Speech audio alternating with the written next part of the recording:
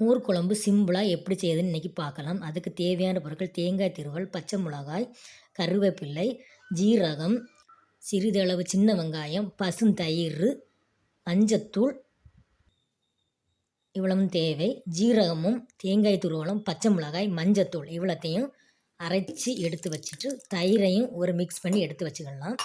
அதுக்கப்புறம் ஸ்டவ்வில் ஆன் பண்ணி கடுகு, கருவேப்பிலை, காய்ந்த மிளகாய் இவ்வளவும் தாளித்து சின்ன வெங்காயத்தை மட்டும் வதக்கி எடுத்துக்கிடணும். சிறிதளவு காயப்பொடியும் போட்டுக்கிடணும். போட்டுக்கிட்டு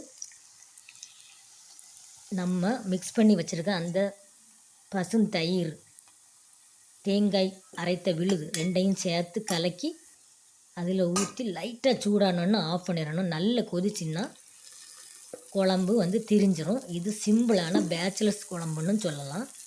இதை விட சிம்பிளாக இந்த குழம்பு செய்ய முடியாது. இதில் தடியங்காய் வேக வச்சுருந்து நம்ம போட்டால் தடியங்காய் மோர் குழம்பு, பைனாப்பிள் இருந்தால் பைனாப்பிள் மோர் குழம்பு.